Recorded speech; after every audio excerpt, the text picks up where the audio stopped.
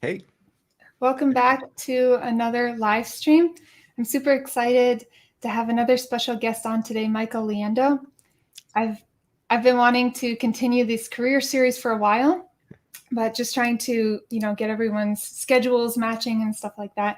So we have Michael on today for a very special live stream, and then we're going to do a follow up with a couple blockchain live streams. And then we also have a couple of fun things scheduled for January. So I'm super excited. So, first of all, Michael, you're a senior developer advocate at AWS. Do you want to introduce yourself really quick? yeah, definitely. Thanks for having me on, first and foremost. It's great to be here. We've followed each other for a little bit now, for a lot of it now. 4 or 5 years, I think. Yeah. And this is our first time like doing a stream together, so it's super exciting to be here. But yeah, with that said, my name is Michael Liendo. As Gwen mentioned, I'm a senior developer advocate over at AWS. I work in the cloud space. I put out content, blog posts, videos, etc. on whatever platforms are out there. And I also take in, as part of my role, taking feedback from the community and bring that into my team. It's been a fun time. I've been here for about 6 months now, so I'm still getting like the lay of the land. And reinvent season is definitely making it seem crazier than usual. But all in all, it's great to be here. And yeah, that's a little bit about me. One second, I'm just pulling up the chat here. All right. Awesome. So, actually, I was super interested in this stream because over the last, I don't know, maybe 5 or 6 years, I've been speaking at meetups and conferences and stuff. And more, I'm seeing these people coming to the conferences that they're either titled developer evangelist or developer advocate. I'm still not super sure if there's a difference between the two. But I was really interested because these people are telling me, they make, their career is basically teaching other developers about their product. And that sometimes includes writing blog posts or making videos or tutorials, sometimes the live education at conferences, and sometimes other forms of education through making example apps. And there just seems to be so much creativity that can go into how you are evangelizing or teaching others about your product. And you get to basically talk to developers all the time and figure out new ways for developers to interact with your product or to learn about your product. So I know not every developer evangelist or advocate does the same thing. So maybe you can tell us a little bit about specifically what you do. And if you also want to tell us the difference between any terms used in the industry, because it seems like a brand new role that's constantly evolving right now. Yeah, actually, when I first started developing, we're going back 9 years now. Developer advocacy wasn't a thing. And at that time, your in-house expert was just sort of your senior developer who liked to present and teach folks. And usually it was that person holding internal demonstrations during lunch and learns and things like that. Fast forward to today, and it's so much more. The difference though between developer advocacy, developer advocates, some people call us dev avocados, uh, and developer evangelism, it's pretty much a catch-all phrase. So pick and choose your flavor, but So DAs. Oh, is go it ahead. like, real quick, is it like, the job postings they make for like programmer, software developer?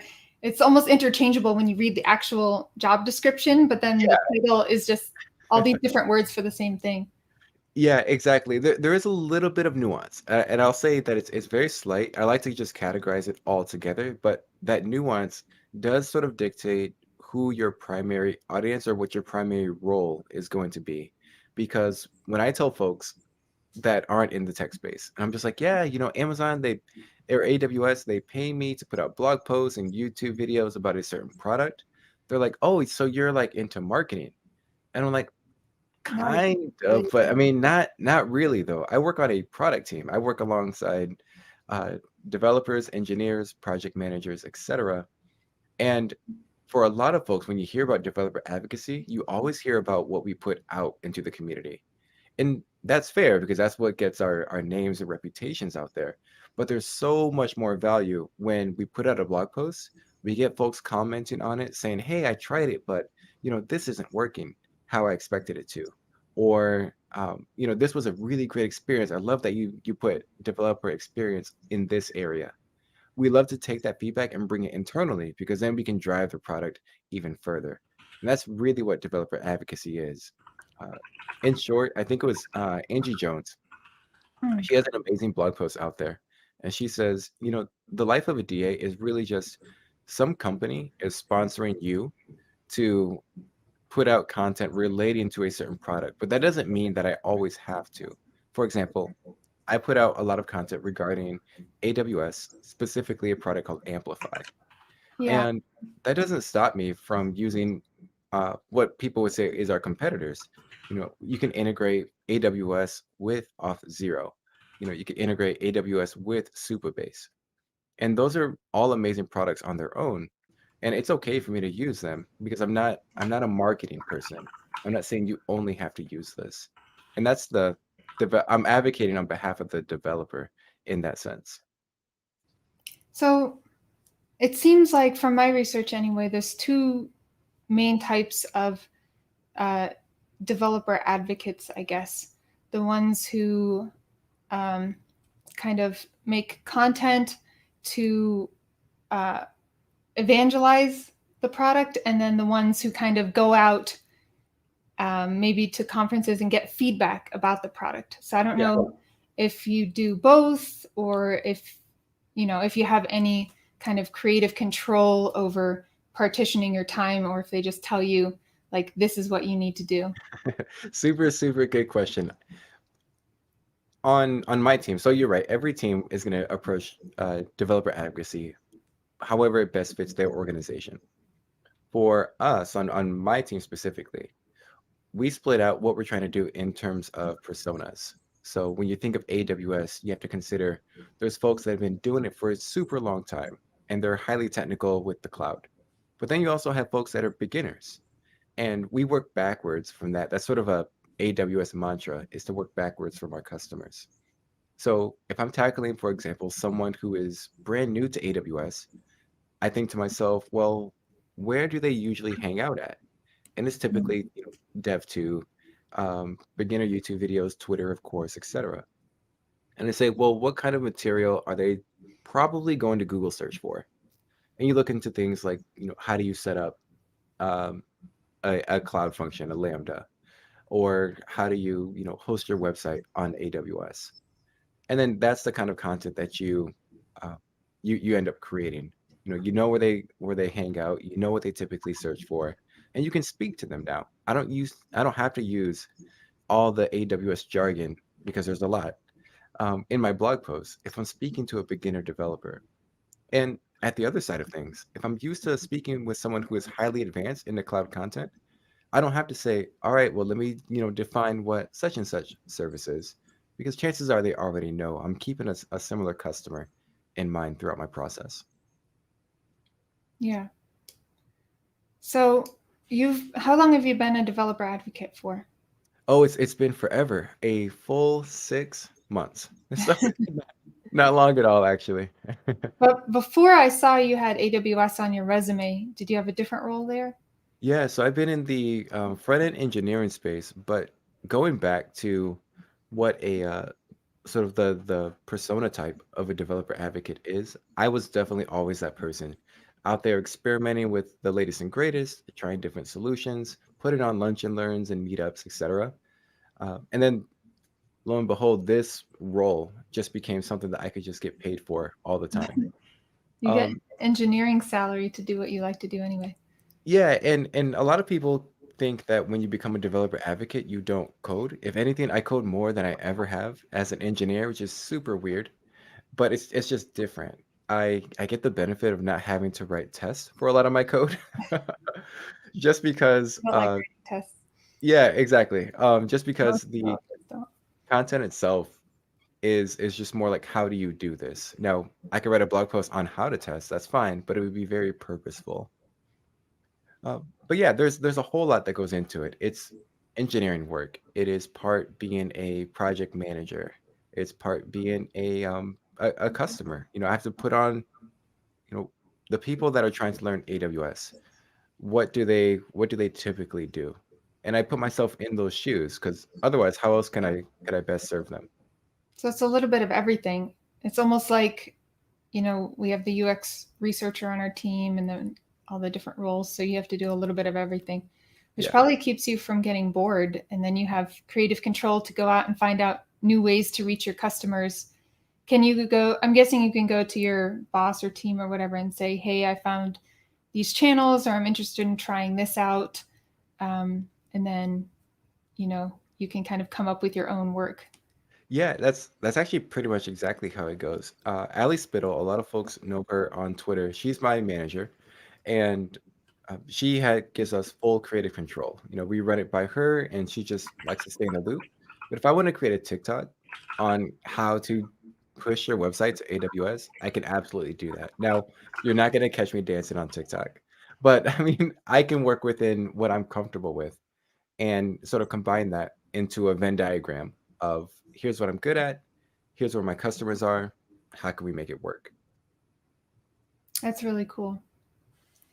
So I'm guessing, so this is kind of a new role, and I was looking and I didn't see any kind of training anywhere for how to become a developer advocate. Is there some kind of official onboarding training? Is that something you had to kind of pick up yourself? Because all these postings say experienced developer advocate. Yeah. There's no like training, there's no certification. How do you get that experience and that knowledge? That's yeah, that's interesting. I guess I never really thought about that. You're right, there is no training for it. It encompasses just so much that it's like how do you train for it? A big thing is going to be communication. Yeah. That's probably more important than the actual code part itself. And you don't need to have a huge following online to be a developer advocate. A lot of folks think that you need to have, some big audience. Like James Quick or something. Yeah, exactly. Like there's huge names out there that make amazing DAs, and having a huge following is a great plus. But the fact of the matter is, if you're doing the right stuff, if you're putting out content and listening to customers, it's that whole like they will come to you mindset. But the But, biggest part though is just having great communication skills and being able to communicate with those folks to begin with. but do you get paid for doing advocacy on your own network and your own channels? Like I know you have a YouTube channel and LinkedIn and Twitter and everything, plus the AWS one. Yeah, so I post content on the AWS Twitch. I will be later on, like after this stream, in fact. But that doesn't stop me from also posting my own content to YouTube. And some of that content might end up being exactly, what relates to my job. But at the same time, again, it doesn't stop me from posting something about Azure or Google or Firebase or anything like that. So you didn't sign a contract saying you can only promote AWS. Yeah. Now I can't speak to how other organizations do their thing, but again, I'm fortunate to work on a team where that's not an issue. That's cool. That's Yeah. awesome. So I guess that includes, because I know you make courses online. So you have your egghead.io wonderful courses. And then you have some other content. And I think recently you started the dev.to blog. So Yeah. I'm on Dev. Like I said, you can pretty much find me everywhere. I'm on Dev. I just migrated my blog over to Hashnode. I'm trying them out. Great experience so far. And the whole purpose for I doing love that, Hashnode. Yeah. yeah, they're super great. Actually, shout out to Hashnode for putting together an amazing website there or service. But yeah, I just try to involve myself within the community, and I'm always sort of testing the waters on anything that's new, anything I might have missed, and just seeing what works and resonates with people. Awesome. So you talked a little bit about you started, well, I think like 2 questions ago, you started talking about the skills that you need for a developer advocate, and you were saying about communication. What other skills? Because I know a lot of developers are super awkward. Well, I'm talking about myself. Is that if you've met me at a conference or somewhere, you probably noticed I'm a little bit shy, a little bit awkward. So, are there certain like interpersonal skills you think are required for developer advocacy, or is it more just a liking for the type of work or content? Because I mostly like to socialize online and not in I person. Yeah, we met at that conference way back in the day, and you Poor call yourself sense. shy right now, and I'm just like, wait a minute, you're not shy. And it's Oh, every time I interact with you online, you're like, "Yeah, hey, how's it going?" But I guess that's speaking towards a really good question, which is, can an introvert, like a true like introvert, be a successful developer advocate? I'm gonna say yes. That's no problem. But bearing in mind that communication is such a strong holding there that even as an introvert, you still need to be able to maybe not speaking face to face with people, but putting out posts and just knowing that that post could reach thousands of people on its own. Not every DA has to speak at conferences. In fact, we have members on my team that are just like, conferences aren't my thing. The whole travel, the energy involved, not for them. But they yeah. still put out amazing content in their own way. You know, as soon as these travel flights get the green light again, I'm definitely going to be at conferences. That's sort of my thing. Awesome. But to that mindset, though, I'm still an introvert. I'm very much in that vein of after the. Really? Oh I, yeah, I could never think that about you. definitely, definitely. I always say I will be the first one to go to the party, but I will be the first one to leave. And then like I need my own space for 1 or 2 days because I just put forth all of the energy in my bucket that I have. I know exactly how that feels. At conferences, sometimes I'm in my hotel room for hours and hours. Yep. Just need to be away from people. Like doing jumping jacks, like getting pumped up, like let's do this. I'm gonna meet like Yeah. 5 people tonight. It's gonna be great. Yeah. It's nice giving talks though, because then people start coming up to you and you don't have to go and introduce yourself to anybody if Yeah, you're yeah. an introvert. One of my That's the great favorite part. things. One of the downsides is that of being like a well-known person in the space is that when something breaks, people are just like, I'm coming after you. I'm going to tell you exactly, what's wrong and all this stuff. But that's part of the job, right? Yeah. It's there's Into the a feedback. pacing component to it. Exactly. Yeah. But you're an excellent conversationalist. I think you fit the role really well. I'm glad that I appreciate that. Thank you. And I'm just fortunate that oftentimes the first thing that pops in my head when I get a uh, belittling comment is just to step away from Twitter and like not post something snarky. I'm fortunate that I'm not that kind of person. Someone asked a question about AWS. Oh, nice. Yeah. I think if you click on the question, it'll highlight it on the screen for us. Okay. Yeah, this is my first time using this software, so Or like um, on their comment. yeah, it's not totally related, but I think they're just wondering because you said you're from AWS. I don't think Oh, they know exactly what AWS is. oh yeah, yeah. We can definitely back that up a little bit. What is the question here? So is AWS an optional knowledge that comes after some classic database, or does it come first? And AWS is Amazon Web Service, for those aren't aware. It's a cloud computing company.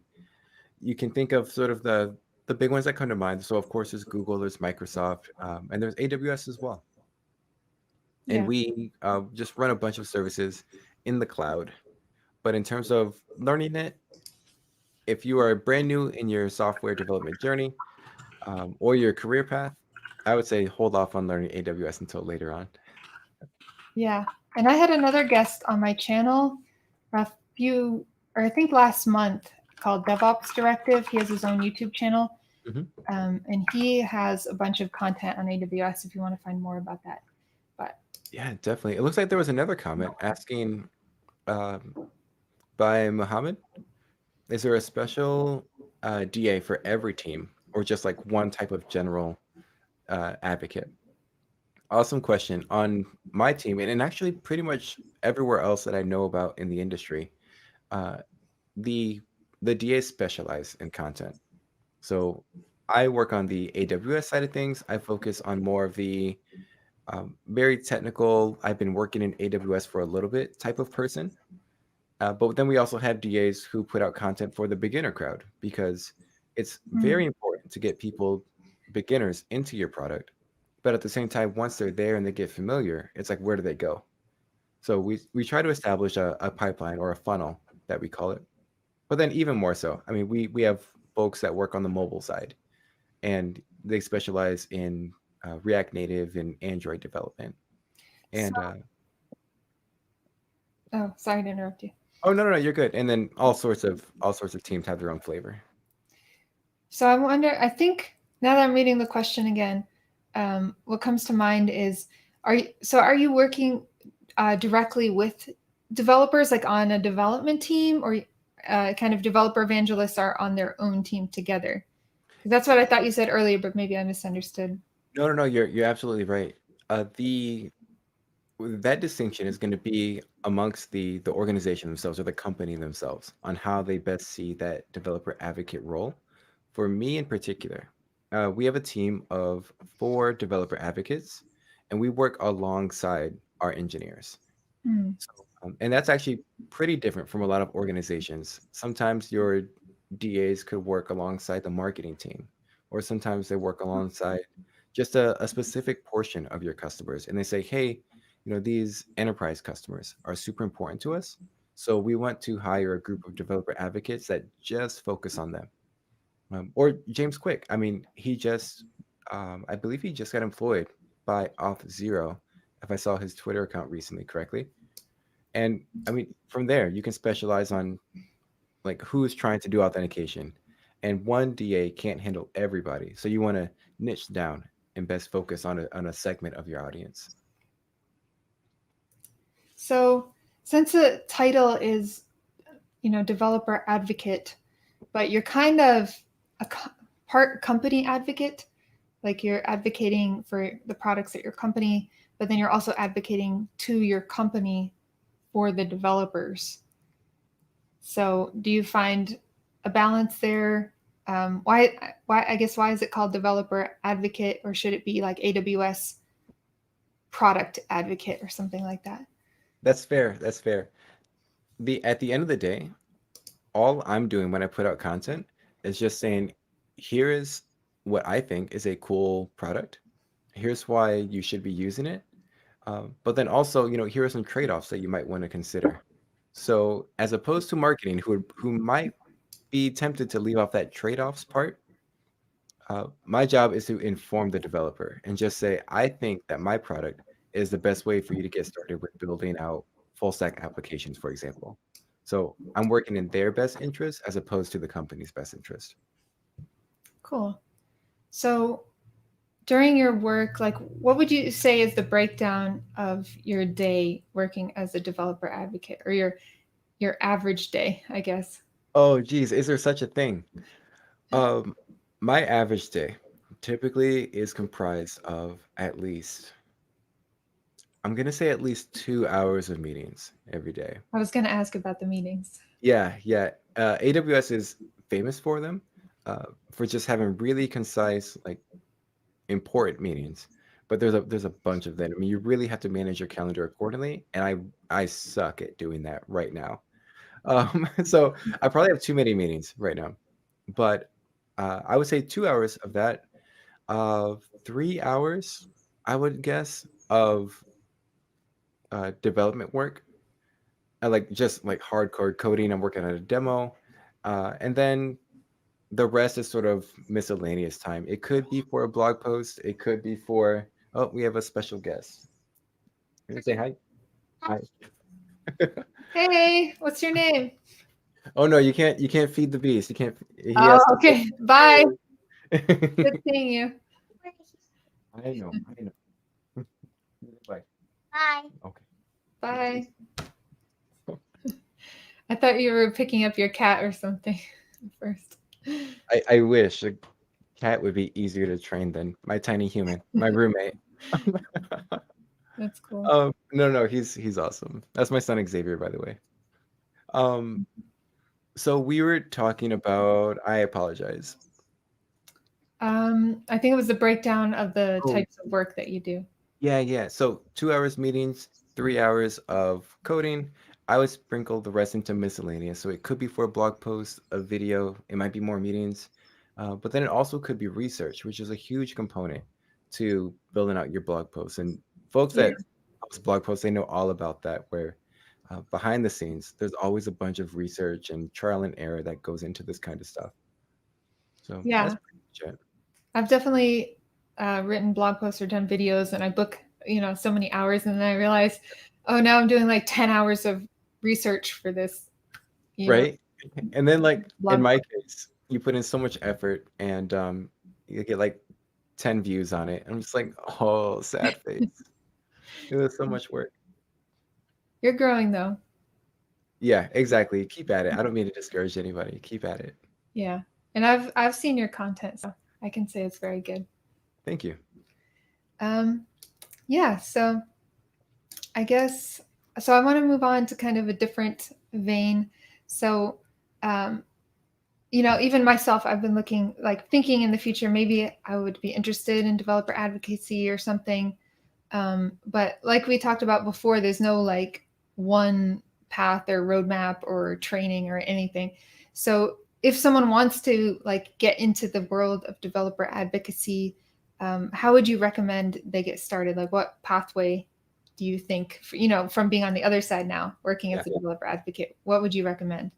So it's definitely one of those positions where you have to do it before you get uh, the invite to be on the team.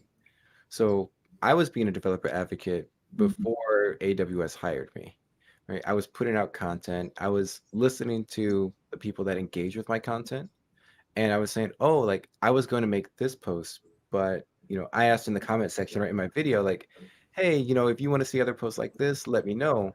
And I listened to them, and I ended up making content based off of that. Those are all good qualities that you want to have. Now, not everybody has to make a YouTube video, not everybody has to blog post, but you do want to make sure that you're putting out meaningful material on whichever medium that you prefer, and then also engaging with those folks that take the time to respond to you.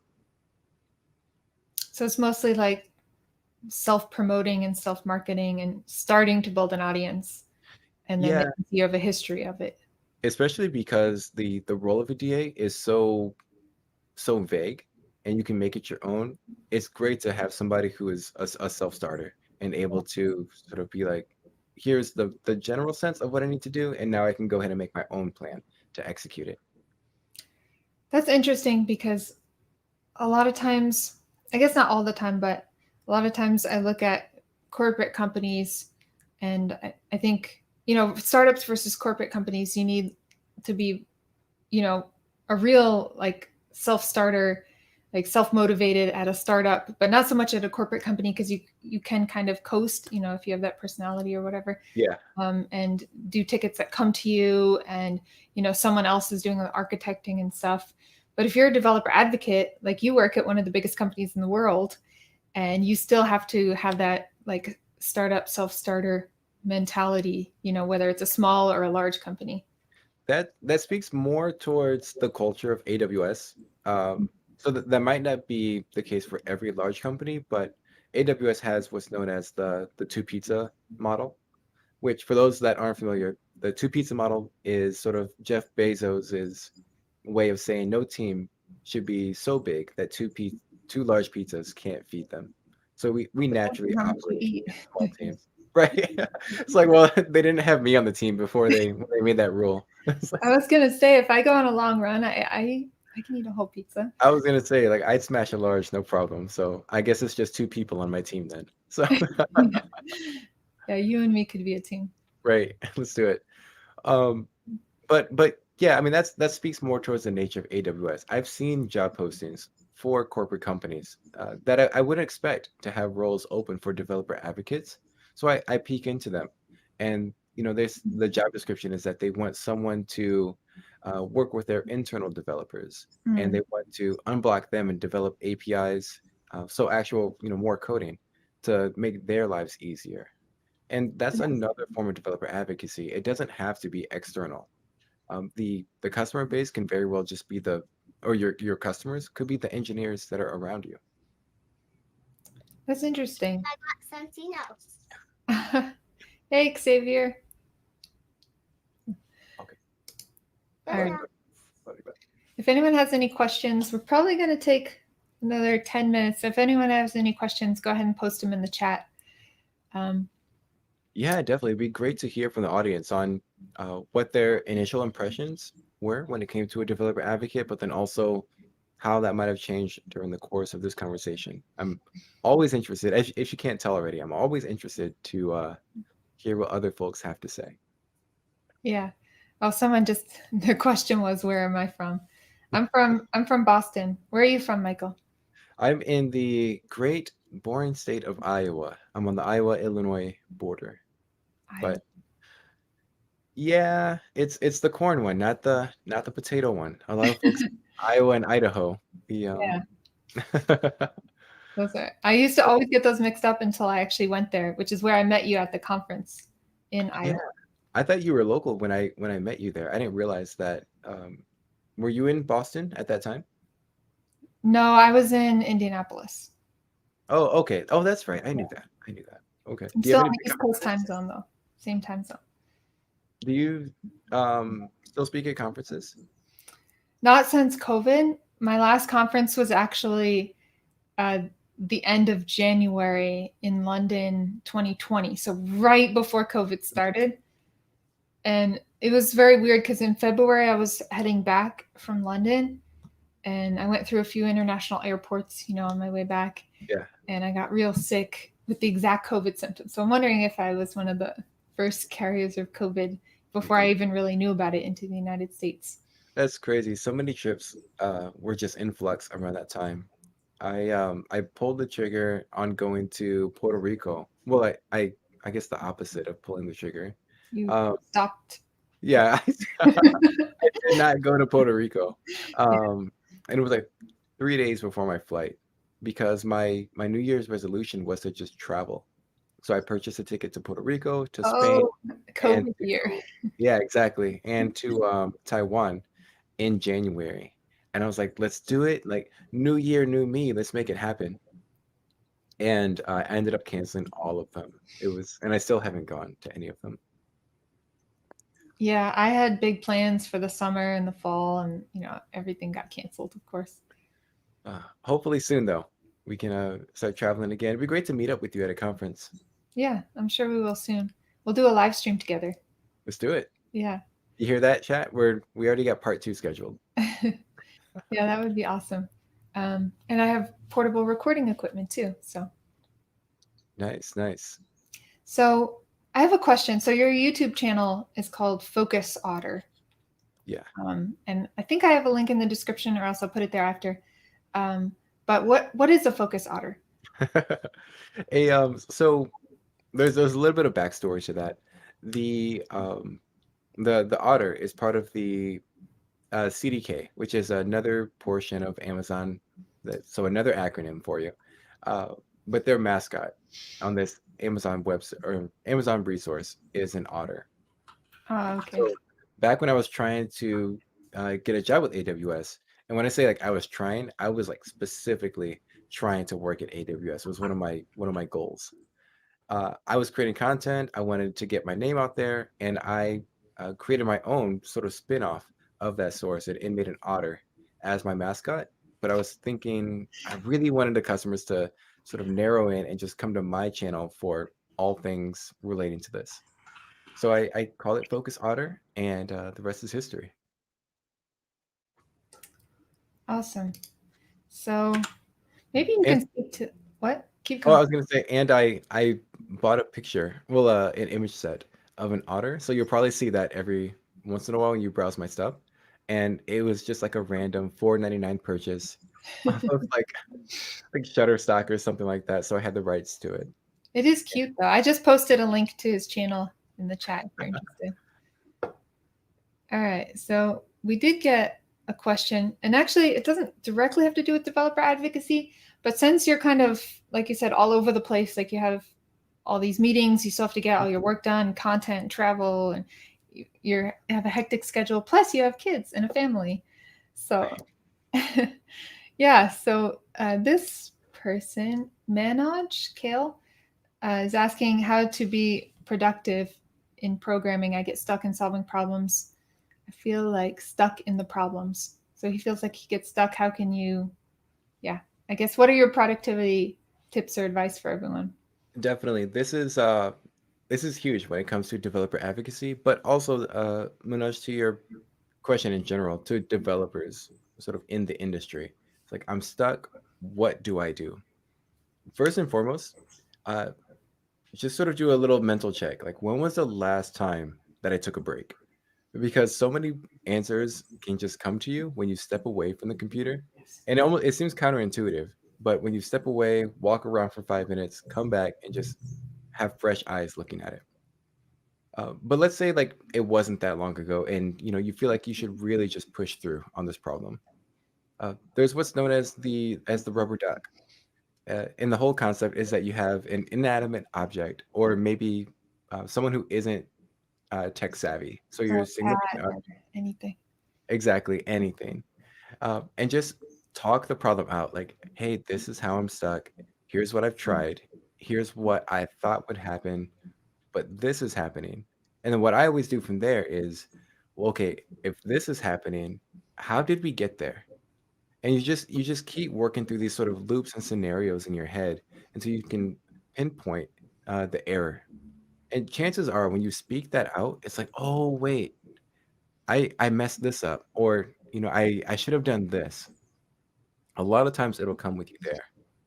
If all else fails, that's when you're heading to Stack Overflow. You're googling, you're asking coworkers or other folks on what's happening there. But I worked at companies where we weren't allowed to be stuck on a problem for more than 15 minutes, which is 15 like, minutes. yeah, it's a really short amount of time. Wow. But the whole concept was that after 15 minutes, if you can't figure it out, you engage somebody else and you rope them in. So it sounds like a very short period of time. Yeah, I don't know if I agree with the whole 15-minute mark, but I like the concept of Yeah. uh, a consulting firm where time is literally money. Every moment counts, and so you don't want to stay stuck for too long. I would probably bump that up to an hour or something like that, I was depending on the problem.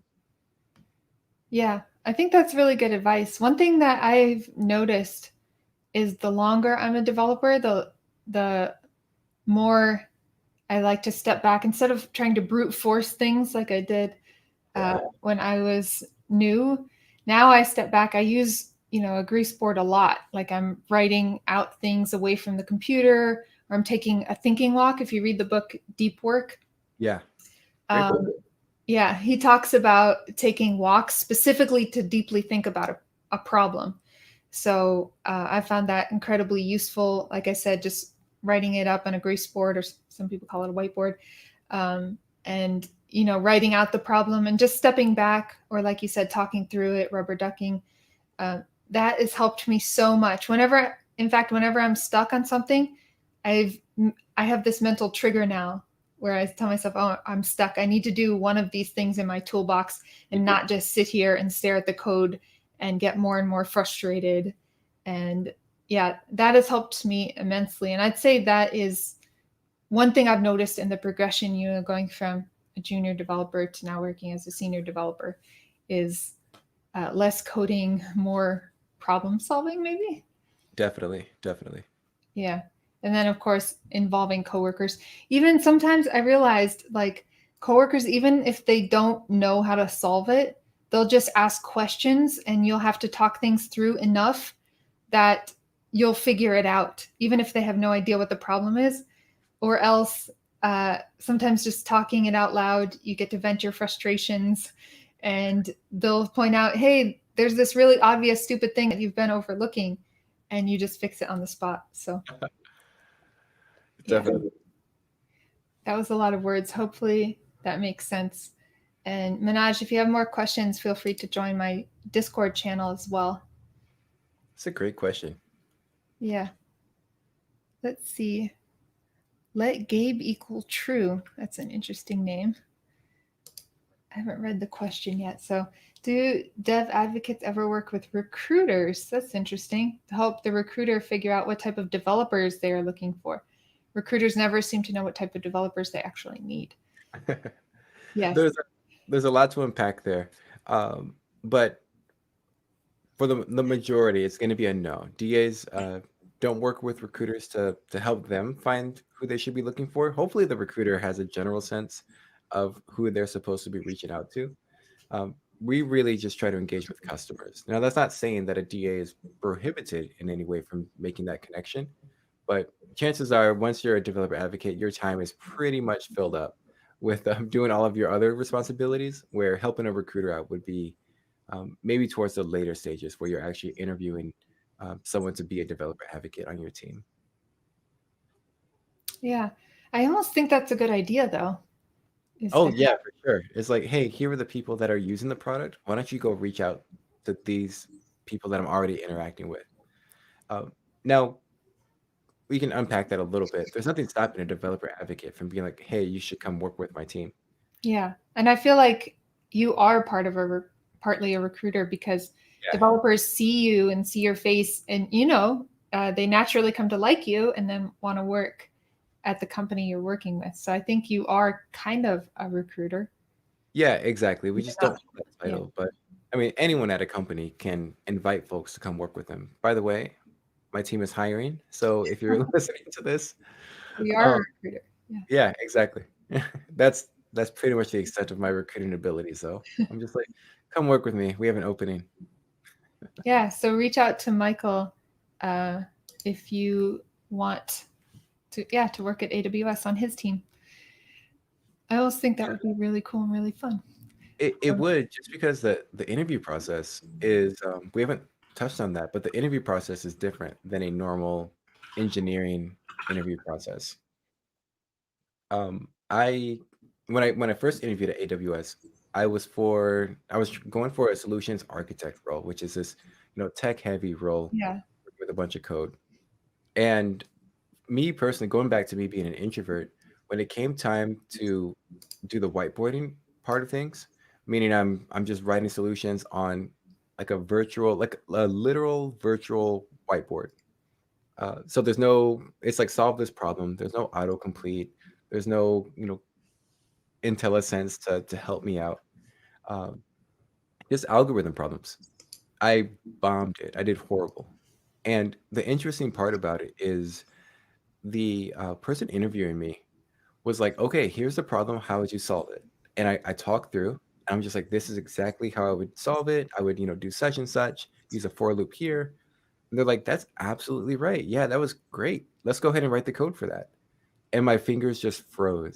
And I was like, I have no idea why this is happening to me, but I have a complex where if folks are watching me code, I guess one on one, and I have a high stakes job on the line, I just brain just went out the window. It was insane. That's But yeah, but when it came time to be a developer advocate, they were like, "Hey, we want to see a piece of content that you produced, and we want you to present it to us," which is a totally different type of cool. interview. Yeah, yeah. AWS is famous for their rounds of interviews. So when you first go through the process, if you make it to sort of the final stage, it's 8 hours.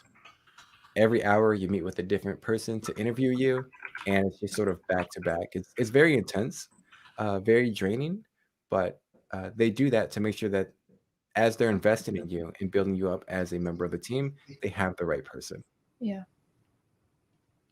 Yeah. That's awesome. Yeah, I want to say about freezing during interviews. I've definitely done that quite a few times where like my brain would go completely blank and Yeah. it was so frustrating too because there was one interview in particular where they gave me a coding challenge and I think I did an awesome job. Mhm. But it was, on my own. So I finished it one night and then the next day, or no, I think they waited like 3, 4 weeks to actually schedule my interview to go over the code. So I forgot the code I wrote, obviously, by that time. Yeah. And then they wanted me to fix a bug in the code. And I was like re-going through my old code and I just completely froze. And it was frustrating because after the call, I fixed it in like 1 hour. I Right. Yeah. solved it and fixed it. But on the call, I just couldn't do anything. So yeah, it's a little frustrating. And that's actually why I started live streaming Mhm. because I was like, I don't want to freeze, when I'm showing code or people are talking to me. And, it's a different skill set to do things live in front of people versus just being in your own coding in your own personal space where you're, Absolutely. super comfortable and stuff. Yeah. Um, yeah. So if you're another freezer like us, I definitely recommend you start live streaming on Twitch. You can even start without showing your face or anything. You'll start to get a few followers, interact, and it's going to make you so much more comfortable in interviews. And Now, also much talking throughout your code. when you live stream, you don't want to be that person who just has the clickety clacks of the keyboard. Yeah. You want to engage with your audience, and being able to type and talk about what it is that you're typing is such a huge skill set when it comes to leveling up from junior to senior. Yeah, I agree. Uh, Web Dev Junkie says that he pair codes all day at his work, so he gets used to others watching his code. That's cool. I definitely like pair programming. I don't know if I could do it all day, but I definitely wish I could do a lot more of it than I am doing now. Yeah. Where do you work, Web Dev Junkie? I know I've seen you a lot before, but I don't actually know where you work. Um, yeah, so I think that's pretty much it. Unless more people have questions in the chat, I just want to move kind of into the wrap up here. Um, so, yeah, I wanted to ask you actually, are there any cool or exciting projects in the pipeline that you're working on right now? Either with AWS or outside of AWS that you can talk about anyway. The cool thing about my separation of personal and private stuff is that the stuff I'm building at AWS is what I use for my personal projects. So it definitely helps me out there. The big project that I have is that I'm building out a uh, Uber clone for or a catering company for small businesses specifically. Meaning, through a series of clicks, you'll be able to deploy a front end application built with React, and then a sort of mobile application built in React Native, and tie those together with all these sort of full stack backend services built on AWS. That stuff for a small business is mind blowing, right? Because they don't have the funds to really get something like that off the road. But I would like to provide that for a lot of small businesses in my community and elsewhere, so that way they can sort of compete with mainstream big box companies. And if you have a catering company, for example, you can have a system where your customers can follow your drivers through a mobile app, and they can see them in real time, and then also get a notification like on, I guess, Grubhub or Uber and things like that. When somebody's close to your house, you get a little text saying, "Hey, so and so is here." That's what I'm building out. It should be out a month from now, actually.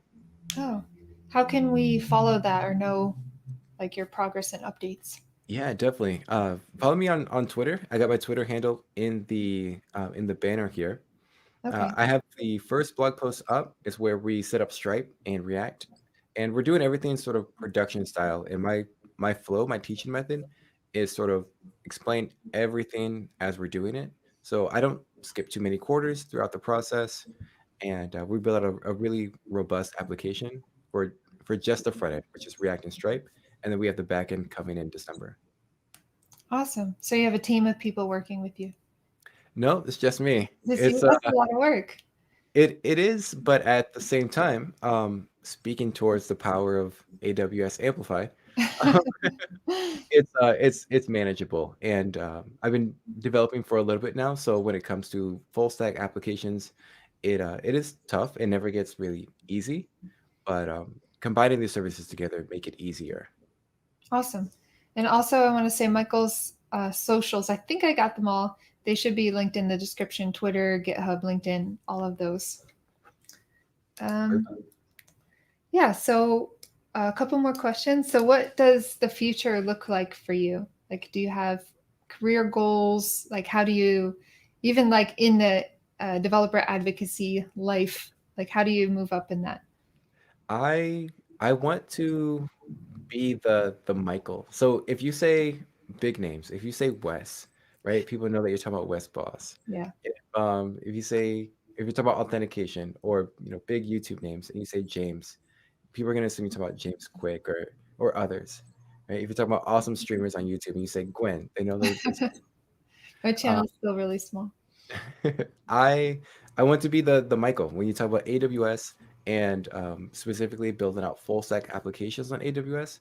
I want someone to be like, "Hey, talk to Michael," and you just know that it's Michael Liendo. It. I know it seems vain, but working backwards from that, that means that I definitely have to make sure I'm doing my job, putting out quality content in the community, making sure that I'm engaging with folks and solving real problems.